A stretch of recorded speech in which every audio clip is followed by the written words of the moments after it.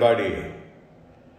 I'm back for yet another episode on medical toxicology, mainly for medical students, but also for practitioners and forensic professionals who are connected with toxicology in some manner or the other.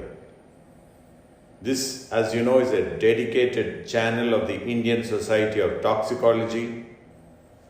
It's called IST YouTube, and we put up programs like this, shows like this, presentations like this every week.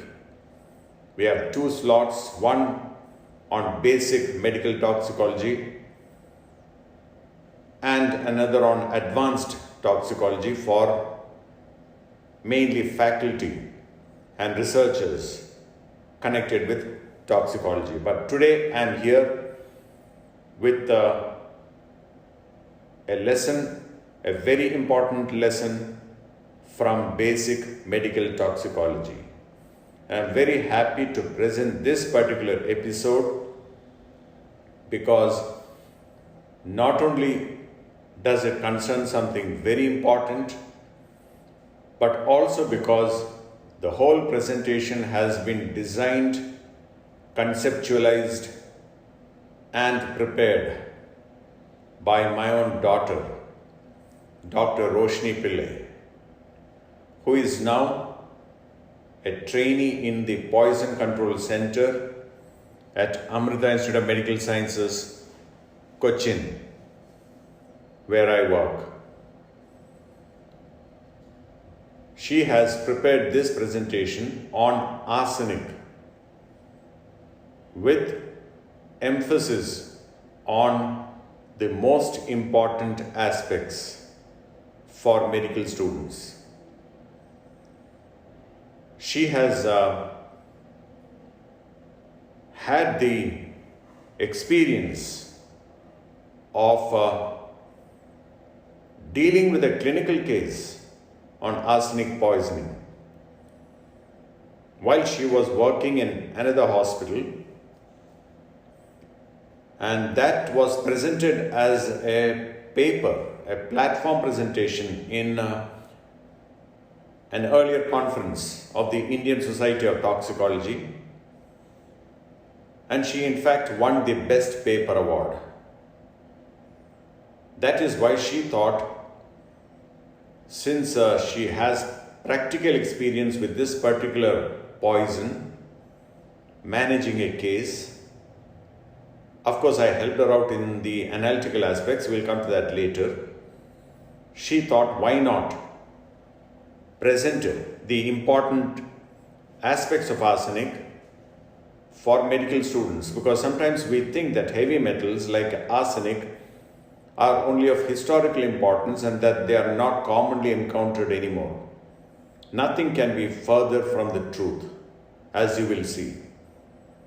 So we will use this case as a kind of starting point for our discussion on arsenic.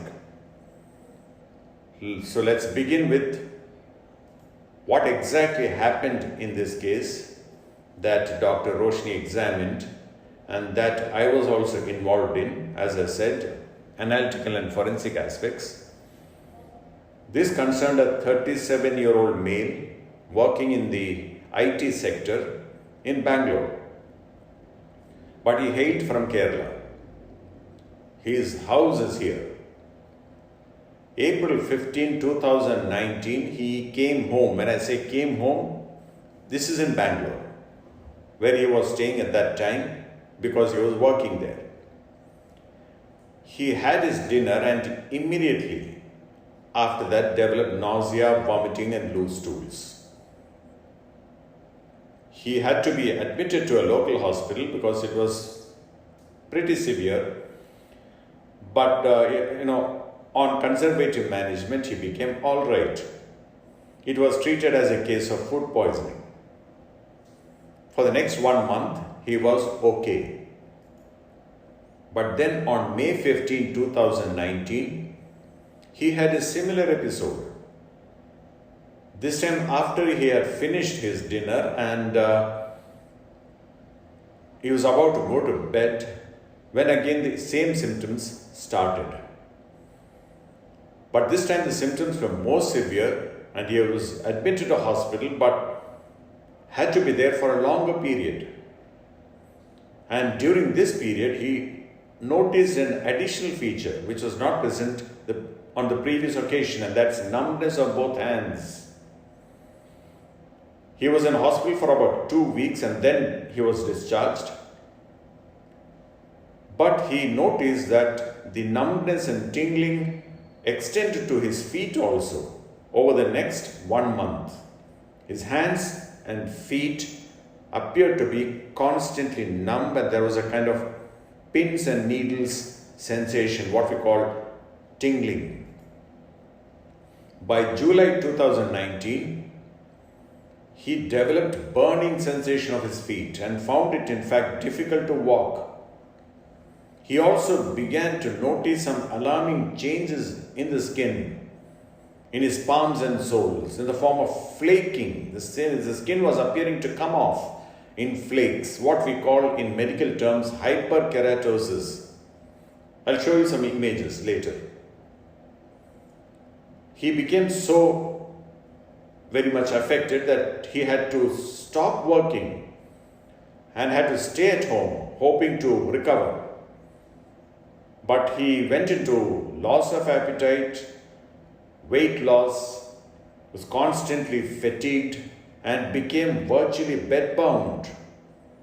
And he had to be readmitted to hospital by the end of that month in July.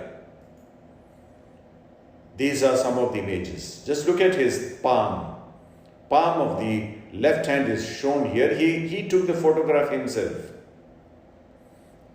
Classical picture of hyperkeratosis with superficial layers of skin flaking off. Present also in the soles of his feet. You can see in this image, skin flaking off the sole of his left foot. This is a close-up. And therefore, the doctors this time did a very complete kind of evaluation. It was not treated as a case of food poisoning, it was something else they thought. So they did a complete checkup. As you can see on this slide, many of the investigations, whatever they felt were relevant was done. And much of it appeared to be normal, even though there was evidence of anemia and to some extent leukopenia. There was also evidence of peroneal neuropathy, a little bit of peripancreatic edema, and the neuropathy was primarily demyelinating in nature with secondary axonal loss. Many of the other investigations turned up as normal. It was at this time that some of the doctors felt it could be toxic exposure and they ran a tox screen, including heavy metal screen, and this is what they got as the result for arsenic level in blood. Just look at the result. The analysis was done by a very good methodology, inductively coupled plasma mass spectrometry or ICP-MS, very reliable method, even more than atomic absorption spectrophotometry, which we usually refer to with regard to analysis of heavy metals in body fluid samples. Most textbooks, that's what is mentioned. But the best method nowadays is said to be ICP-MS. And in this particular case, you can see it was pretty high, 63.36 microgram per liter, whereas the reference range shows for normal values not to exceed 12 microgram per liter. Obviously, this man was having arsenic in high levels in his body. We will come back to this case a little later. So, we need to talk about this metal. Arsenic, a metal with a colorful history. What we refer to as a heavy metal, though strangely, arsenic is not really a classical metal. It's a metalloid. It's an element with metallic properties. It doesn't really belong to the category of heavy metals. There are so many others. Those of you who are fond of rock music, don't get excited. Heavy metal does not refer to a kind of rock music. So don't go thinking of Led Zeppelin and Black Sabbath and Deep Purple. We are here to talk toxicology. And heavy metals is a very, very important category of poisons that every medical student needs to know. We will discuss some of the common examples, beginning with, in this session, arsenic, which, as I have already told you, is a heavy metal with a notorious reputation. You can see as to where it is placed in the periodic table, but we will not go into the details as far as chemistry is concerned, because this is not a chemistry lecture. We will only look at briefly the physical characteristics of arsenic, and on this slide you can see what I have already stated. Arsenic is not really a metal, it's a metalloid, and its salts are very important. Even more than elemental arsenic, it's really the salts which are toxic, and they are pretty colorful. As you can see here, arsenic trioxide, also called white arsenic because it looks like a white powder. Arsenic disulfide is called red realgar, it's reddish in color. Arsenic trisulfide is yellow opiment. Copper arsenite is Shields green, and copper acetoarsenite is Paris green. Colorful salts. They may look very attractive, but believe me, they are pretty toxic and can be lethal. And these salts of arsenic have widespread use. They may be used as insecticides or wood preservative, pigments. After all, there are variously colored salts, and also as a depilatory for removing unwanted hair. It's also used in industry, especially glass alloys, electroplating, soldering, and it is like lead, an environmental contaminant present in soil, water, food. So we need to be aware that arsenic is constantly present with us in the environment. Aside from inorganic salts, which I listed, there are various other organic salts also. But as I said, I'm not going to the details because this is not a chemistry lecture, and medical students don't need to know all those kinds of intricate details. All you need to know is given here. Arsenic trioxide you need to remember, because one of the commonest salts of arsenic, especially involved in poisoning cases. The fatal dose is said to be about 200 to 300 milligrams, can be less also. And like many other metals, arsenic is also absorbed through all portals, including skin, though the usual mode of absorption is through the mucosa of the GI tract. Mechanism of action is linked to sulfhydryl groups of enzymes with which this metal or the metal salt binds, as a result of which the enzyme gets inactivated, and it works against many enzymes involving many organ systems. It's a multi-organ poison. In bones, arsenic can replace phosphorus and cause damage there also. And when you look at features of toxicity, both acute and chronic, you will see as to how widespread the manifestations can be, how protean the manifestations. In acute poisoning, one of the most important things to remember is that arsenic poisoning can mimic cholera. Very favorite question in the examination. You can see the manifestations here: abdominal pain, vomiting, garlicky breath, and most importantly, rice water stools or rice water diarrhea, like what you see in cholera. So sometimes this is mistaken for cholera, treated, and then the person may die and nobody realizes actually he died of arsenic poisoning. But there are some differences, and you need to know some of the important points to differentiate acute arsenic poisoning from cholera.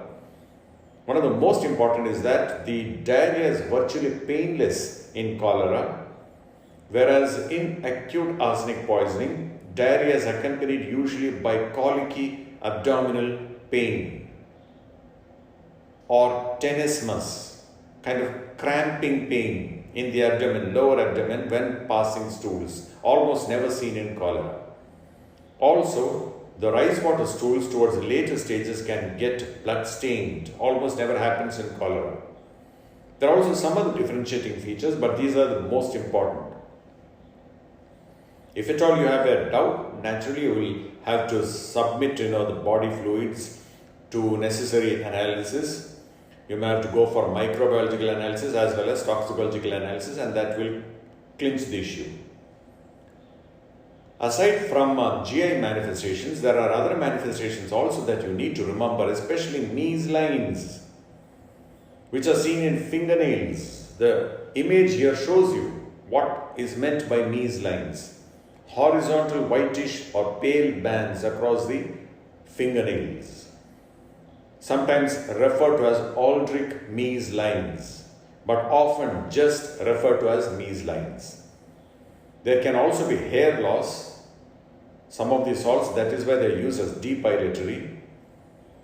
There can be other features also, especially related to the liver, the kidneys, the heart, central nervous system, peripheral nervous system. So we may have fatty degeneration of liver, renal failure, cardiac arrhythmias, convulsions, all kinds of issues.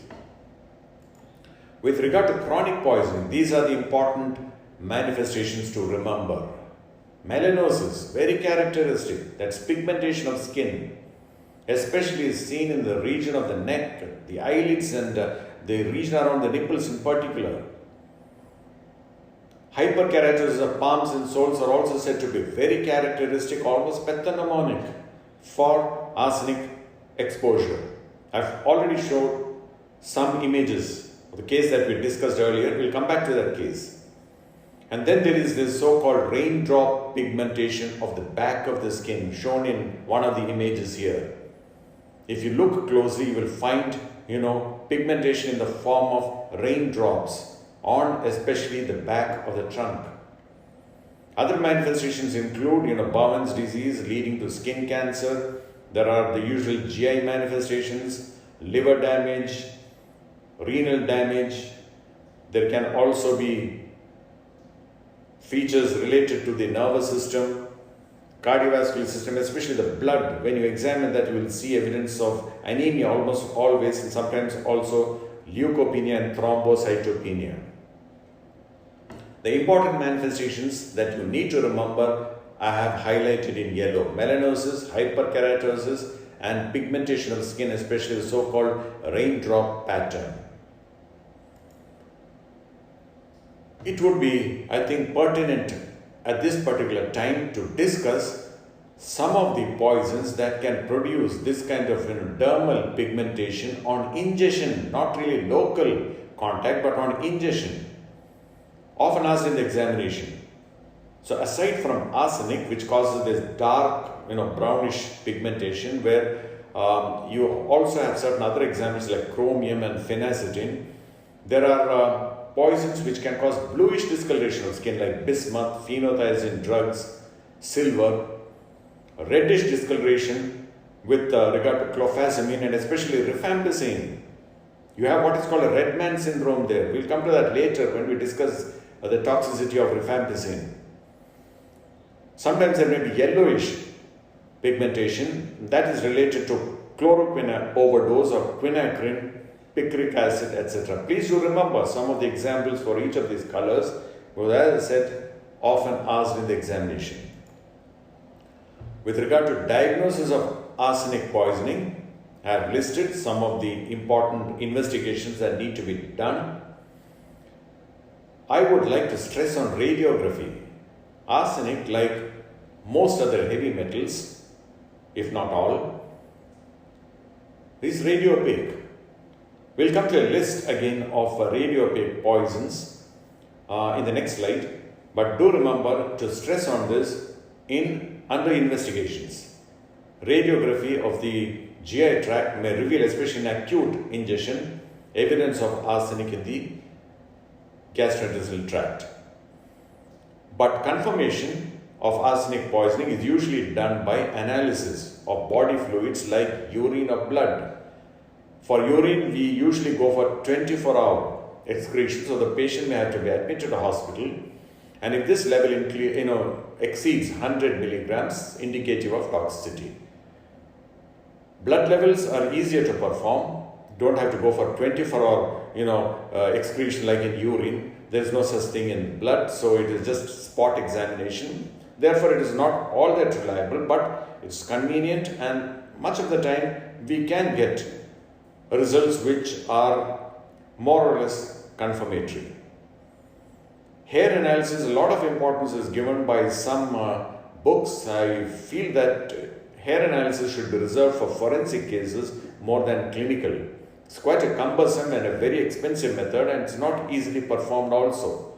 The usual methodology is, of course, atomic absorption spectroscopy. But like I touched upon earlier, there are better methods today, like for instance ICP-MS, inductively coupled plasma mass spectrometry, or ICP-AES, inductively coupled plasma atomic emission spectrophotometry.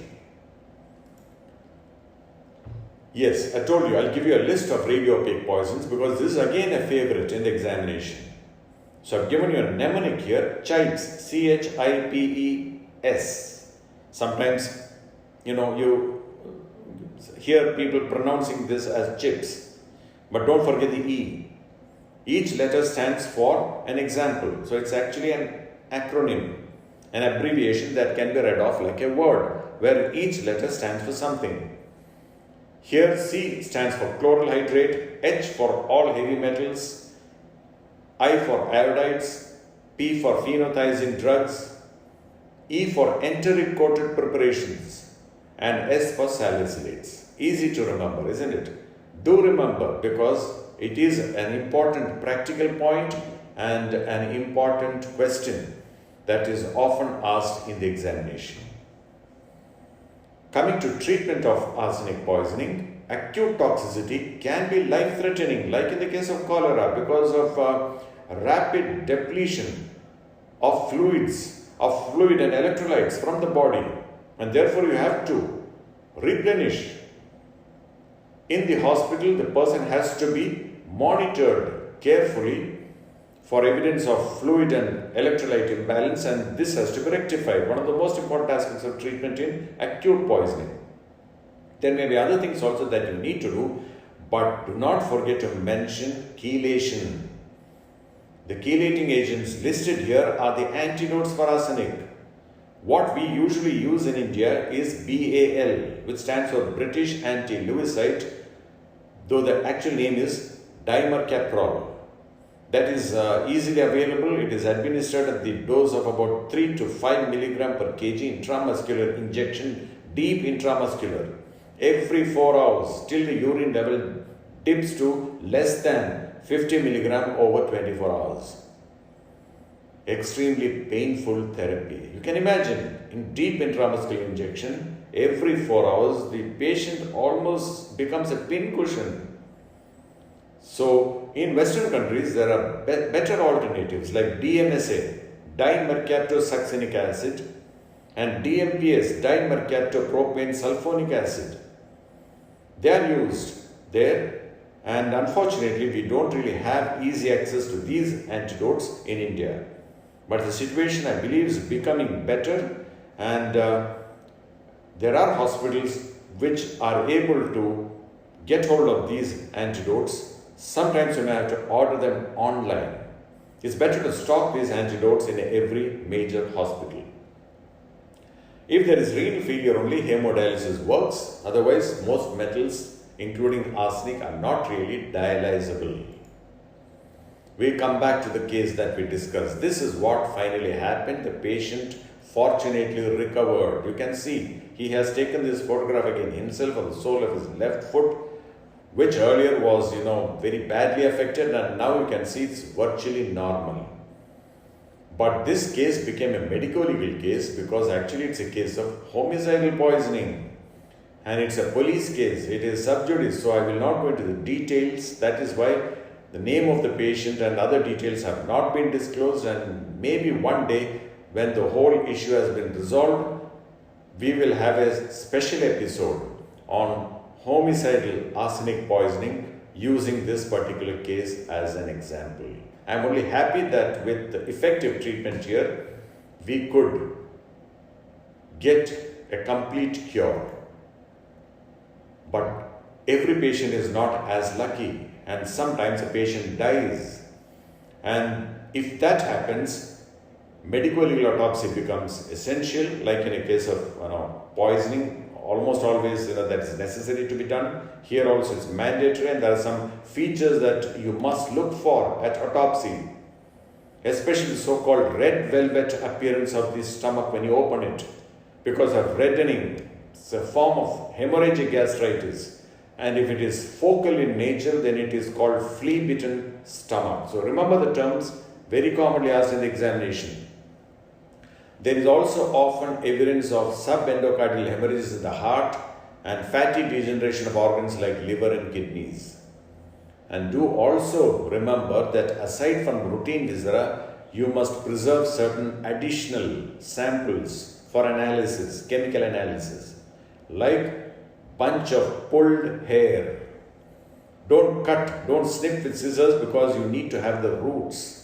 So pulled hair, a few strands, at least 10 to 15, a little piece of bone, preferably from a long bone like femur, wedge of muscle, preferably from the back, and a piece of skin also from the back. You should take samples in such a manner that the body does not get disfigured. That's very important, because when the body is handed over back to the relatives after investigations, it should not have a disfigured appearance.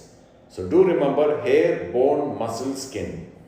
Some books mention nails. In fact, they mention all nails, fingernails and toenails.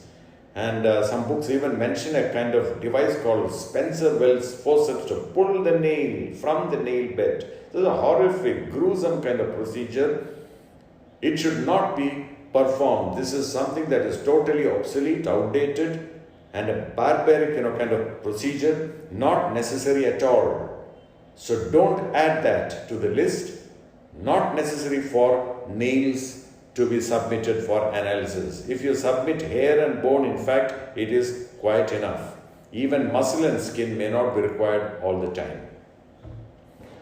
With regard to forensic or medico-legal importance, first of all mention homicidal poisoning, because for some reason, arsenic has been a poison of choice for homicidal poisoners, especially in the West, especially during the so-called Victorian era, 19th century, 18th century, England, UK, and some parts of Europe. This has come down, of course, of late, probably because there are better poisons available today than arsenic. We'll come to those details when we discuss homicidal poisoning as a kind of separate episode later on sometime. But don't forget to mention the case of Napoleon Bonaparte, the French emperor who died tragically. And there are so many kinds of conspiracy theories. One very convincing kind of theory is that Napoleon died of chronic arsenic poisoning, where somebody deliberately, or I should say a group of people deliberately poisoned him. This is not the forum to go into the details of this case. Please do read up. It is there on the net. The case of Napoleon Bonaparte with regard to arsenic poisoning. Aside from homicidal poisoning, arsenic is also involved in accidental poisoning that can result from industrial or occupational exposure, most commonly, sometimes through consumption of contaminated water, especially what happened in West Bengal a couple of decades ago, when a lot of bore wells were sunk to solve the water problem. And while the water problem was solved, it gave rise to a new problem in the form of arsenic exposure, which was present in this borewell water because of leaching from the soil. And that resulted in almost epidemic proportions in certain parts of West Bengal. Please do read up that also. What happened in West Bengal, and of course today all that is been effectively managed, and you don't have that kind of situation today. But it was a big tragedy at the time when it happened a few decades ago. Ayurvedic medicines, not all, some of them which are not properly processed and manufactured, can contain heavy metals including arsenic, and on chronic consumption can lead to especially chronic poisoning. Suicidal poisoning with heavy metals is very rare, and so also is the case of arsenic. So in the examination, if you want to mention suicidal, just mention it in passing, but the most important are homicidal and accidental exposure. So as far as arsenic at a basic toxicology level is concerned, this is sufficient, and we will meet again and discuss another heavy metal like lead, mercury and iron and thallium later on in subsequent episodes. Until then, from me and Dr. Roshni, who prepared all these slides, it is goodbye. Stay safe, stay secure, stay happy. Bye.